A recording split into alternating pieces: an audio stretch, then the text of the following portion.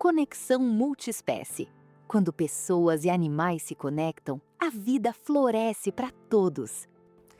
Olá, sejam muito bem-vindos ao Conexão Multiespécie, um espaço criado para integrar ciência, medicina veterinária, terapias integrativas, filosofia e espiritualidade, sempre promovendo conhecimento e respeito por todas as formas de vida. Eu sou a Fernanda Carolina, sou médica veterinária integrativa, acupunturista humana, acupunturista veterinária, terapeuta holística e psicanalista clínica. E claro, sempre lembrando, mestre Reiki. A minha missão é contribuir para uma visão mais ampla da saúde, compreendendo sempre o corpo, a mente e as emoções, que são as nossas energias, profundamente, conectando-as sempre tanto aos humanos quanto aos nossos animais. No episódio de hoje, vamos conversar sobre um tema que desperta muita curiosidade, emoção e reflexão, a espiritualidade dos animais. Será que eles possuem consciência espiritual? Eles têm alma? Evoluem espiritualmente? Sente amor, luto, gratidão e o perdão? Existe uma missão para os animais em nossas vidas? Ao longo deste episódio de hoje, vamos unir conhecimentos científicos, filosóficos e, claro, a espiritualidade, para compreender melhor quem são esses seres extraordinários que vivem conosco e compartilham essa jornada de vida. Você sabe o que é espiritualidade? Espiritualidade é a busca pelo sentido da vida e pela conexão com algo maior do que nós mesmos, claro. Ela está relacionada ao amor, à compaixão, à ética, à evolução moral e ao autoconhecimento, independente de religião. A espiritualidade é a mesma coisa que religião? Não. Religião é um conjunto organizado de crenças e práticas. Espiritualidade é uma experiência individual, que pode ou não estar ligada a uma religião. Ela pode ser vivenciada por qualquer pessoa. Os animais possuem espírito. Segundo diversas correntes filosóficas e espiritualistas, sim. Na visão espírita, por exemplo, os animais possuem princípio inteligente, que está em evolução. São seres criados por Deus, ou o nosso Criador do Universo, dotados de sensibilidade e destinados ao progresso sempre contínuo de suas vidas. Você sabe o que o Livro dos Espíritos ensina? Na doutrina espírita, nós aprendemos que os animais, como eu disse, possuem uma inteligência, sentimentos e continuam evoluindo ao longo do tempo. Embora estejam em estágio evolutivo diferente do ser humano, são igualmente criaturas divinas, merecem o nosso respeito e a nossa proteção. E o que a ciência diz? Nas últimas décadas, a ciência demonstrou que diversas espécies apresentam emoções complexas, memória, capacidade de aprendizado, vínculo afetivo, resolução de problemas e diferentes níveis de consciência. Essas descobertas modificam profundamente a nossa forma de compreender os animais. Olha que interessante, pessoal. E os animais têm consciência? Sim! Hoje sabemos que muitos animais reconhecem os indivíduos, aprendem com experiências, tomam decisões, resolvem problemas e demonstram comportamentos compatíveis com a consciência de si e do ambiente que eles vivem. Olha que legal, pessoal! Você sabe o que significa dizer que os animais são seres sencientes? Quando afirmamos que os animais são seres sencientes, estamos dizendo que eles são capazes de sentir, perceber o mundo ao seu redor de uma forma consciente. A senciência vai muito além do simples. Resposta a um estímulo, por exemplo. Ela envolve a capacidade de experimentar dor, prazer, medo, alegria, ansiedade, conforto, sofrimento e o bem-estar. Diversas pesquisas em neurociência e medicina veterinária demonstram, por exemplo, que os mamíferos, aves e outras espécies possuem estrutura neurológica capaz de gerar experiência emocional.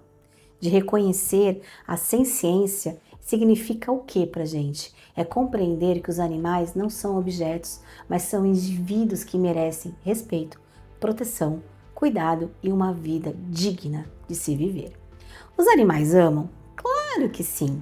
Diversos estudos demonstram que cães e gatos e outras espécies liberam ocitocina durante interações positivas com seus tutores, por exemplo, fortalecendo vínculos semelhantes aos observados entre familiares humanos. Olha que interessante! E eles sentem luto? Sim, vamos pegar o exemplo então dos elefantes, dos golfinhos, dos primatas, das aves, cães e outras espécies que apresentam mudanças de comportamento muito importante após a perda, por exemplo, de um companheiro, ou mesmo de seu tutor, indicando assim um processo semelhante ao luto do humano. Muitas pessoas se perguntam se os animais têm missão. Sobre a ótica da espiritualidade, acredita-se que muitos animais chegam às nossas vidas para ensinar o amor incondicional, a empatia, a responsabilidade, a paciência, a compaixão e, claro, o cuidado. Eles também podem exercer importante papel terapêutico e emocional dentro de uma família. Falando nisso, a família multiespécie, no que hoje nós entendemos que é o conjunto de humanos e animais que formam verdadeiras famílias, essa convivência fortalece vínculos afetivos, melhora a saúde emocional e amplia a nossa compreensão sobre o amor e, como eu disse, a responsabilidade. Os animais, eles percebem energia? Embora esse tema ainda seja estudado pela ciência, sabe-se que eles possuem percepção extremamente aguçada das emoções da linguagem corporal, de odores, das alterações hormonais e do ambiente. Muitos tutores de animais relatam mudanças de comportamento antes mesmo, por exemplo, de eventos, ou até mesmo quando eles vão chegar em casa. Então, pensando nisso, sim, eles conseguem detectar energias. Você sabia que os animais têm muita empatia? Diversas espécies demonstram cuidados com os indivíduos doentes, idosos e fragilizados. Esse comportamento reforça a capacidade da empatia presente dentro do reino animal. Quanta coisa para a gente aprender com eles, né? Os animais têm intuição? Existem inúmeros relatos, pesquisas mostrando que animais são capazes de identificar crises convulsivas, alterações glicêmicas, o próprio câncer, ansiedade e outras condições antes mesmo dos sintomas serem percebidos pelos humanos. Olha que interessante! Como que a gente observa, como que a gente vê essa espiritualidade na medicina veterinária integrativa? Na medicina veterinária integrativa, nós buscamos compreender o paciente de uma forma global, o todo. Além do tratamento físico, considera-se sempre aspectos emocionais, ambientais e comportamentais, sempre baseando em ciência e utilizando as práticas holísticas e integrativas que são reconhecidas. E claro, sempre observando também os seus tutores. Nós já falamos um pouquinho sobre Reiki, mas é válido lembrar que Reiki não é religião, é uma prática holística integrativa, reconhecida, que promove relaxamento, equilíbrio energético, bem-estar, podendo ser aplicada tanto nos humanos quanto nos animais e não tem nada a ver com espiritualidade, é uma energia. E a acupuntura? A acupuntura também não é espiritualidade, ela é energia. Segundo a medicina tradicional chinesa, a energia vital chamada de Qi, Qi, Prana, circula por todo o organismo. Quando esse fluxo desequilibra, surgem alterações que podem afetar a saúde, mas não tem nada a ver com espiritualidade, é uma medicina. O que os animais, então, dentro da espiritualidade nos ensinam? Eles vivem intensamente o presente, não cultivam ressentimentos, demonstram amor espontâneo, lealdade e muita gratidão. São verdadeiros mestres da simplicidade. E se a gente for falar de perdão dos animais? Os animais vítimas de abandono, por exemplo, ou maus tratos, frequentemente conseguem reconstruir vínculos de confiança. Sua capacidade de perdoar nos inspira profundamente a reflexões sobre empatia e amor ao próximo. Se a gente falar sobre a despedida de um animalzinho, a perda de um animal pode gerar um processo de luto tão intenso quanto o vivido pela perda de um familiar humano. Reconhecer essa dor é um ato de respeito ao vínculo construído ao longo da convivência, mas entender como essa perda às vezes nos traz um pouquinho de evolução. Existe reencontro após a morte? Essa é uma questão de fé. Diversas tradições espiritualistas acreditam que os reencontros são possíveis, embora essas possibilidades não possam ser comprovadas cientificamente, mas vale a pena a gente estudar um pouquinho mais. Como honrar a vida dos nossos animais? Oferecendo amor, respeito, alimentação adequada, cuidados médicos, enriquecimento ambiental e uma vida digna, desde o início até o fim. Olha que legal! Pessoal, a gente falou bem pouquinho sobre espiritualidade, mas fica a dica do que elas nos ensinam. Independente da crença, toda forma de vida merece respeito. Quando aprendemos a olhar os animais como seres sencientes que são, a sua evolução e o desenvolvimento, na importância de uma sociedade, nós entendemos e temos mais ética e conseguimos ser mais compatíveis humanamente. Eu vou deixar para vocês aqui uma reflexão final. Talvez os animais não estejam aqui para apenas aprender conosco. Talvez sejamos nós aqueles que ainda precisamos aprender com eles sobre amor, presença, lealdade, perdão, sobre viver plenamente cada instante, cada segundo. Agora eu vou deixar uma dica aqui com vocês. Fique aqui com o quadro Conexão Multiconsciência com o professor Dan Champlin, antropólogo, terapeuta integrativo, escritor e pesquisador da consciência humana. Fica a dica, fica até o final do programa.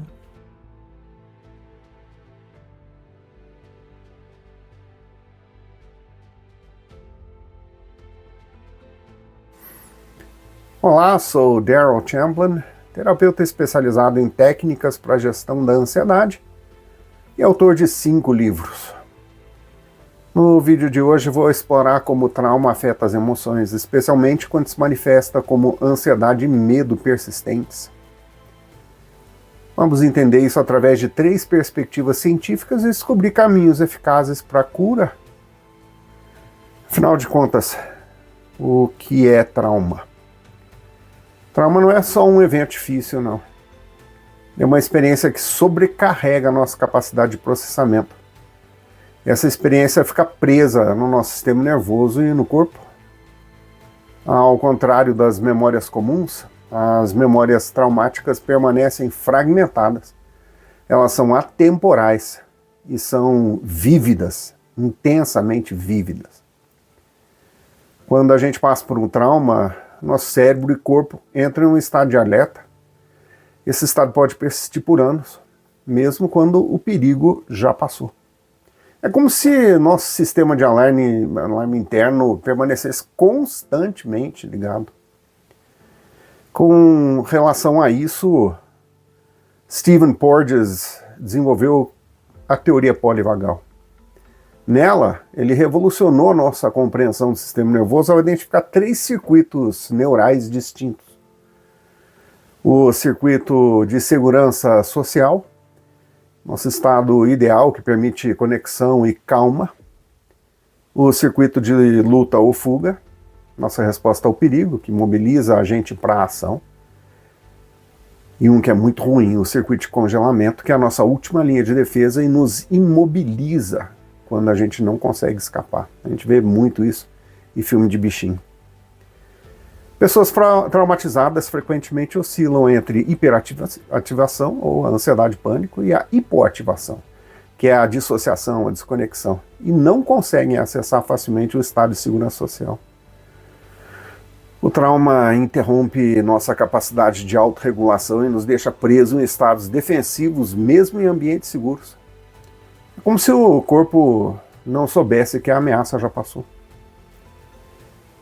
Como Bessel van der Kolk explica em seu trabalho pioneiro, O Corpo Guarda as Marcas, trauma não é só uma memória mental, ele vive no corpo da gente.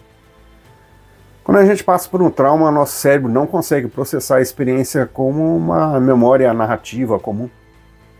Em vez disso, os fragmentos sensoriais e emocionais permanecem congelados no tempo, prontos para ser ativados por gatilhos que nos fazem reviver a experiência original.